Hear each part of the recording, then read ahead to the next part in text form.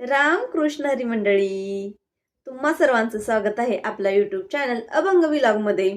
आता देव शोधायला कुठे जंगलात जाण्याची किंवा हिमालयात जायची काहीच गरज नाही, किंवा स्वतःला कष्ट देण्याची देखील गरज नाही। कारण शांती ब्रह्म संत एकनाथ महाराजांनी एका ओळीत सांगितले आहे की हरी प्राप्तीसी उपाय, धरावे संतांचे ते पाय।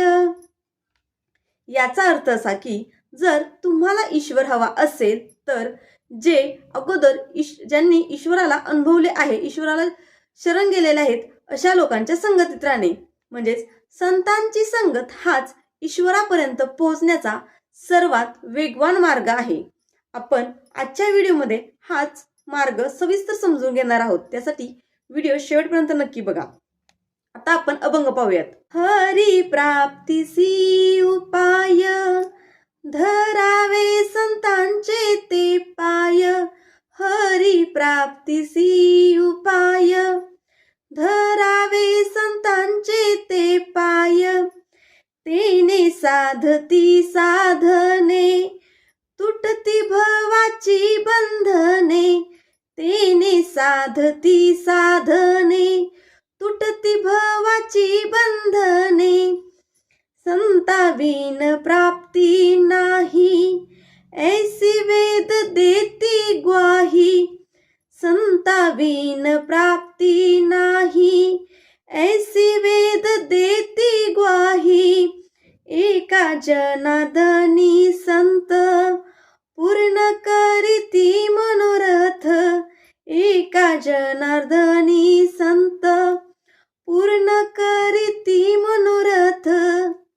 आता आपण या अभंगाचा सविस्तर अर्थ पाहणार आहोत। आता अभंगाचा अर्थ। अभंगाच्या पहिल्या चरणामध्ये संत एकनाथ महाराज आपल्याला सांगतात की जर हरीला प्राप्त करायचे असेल तर संतांच्या चरणाशी शरण जाणे म्हणजे अहंकार सोडायचा आणि नम्रपणा स्वीकारायचा। आता दुसरं चरण, साधने का साध्य होत नाहीत? आपण उपवास करतो, माळ जपतो, पण त्याचं योग्य ते फळ आपल्याला मिळत नाही किंवा आपल्याला मनशांती भेटत नाही। जर ही सगळी कठीण साधने साध्य करायची असेल तर संतांना शरण गेले की ही सर्व कठीण साधने साध्य होतील। आता तिसऱ्या चरणामध्ये वेदांचे प्रमाण। आता आपल्याला वाटेल की ईश्वर प्राप्ती ही केवळ फक्त संतांमुळेच होते, असं हे फक्त संतांचं मत असेल, पण असं नाही।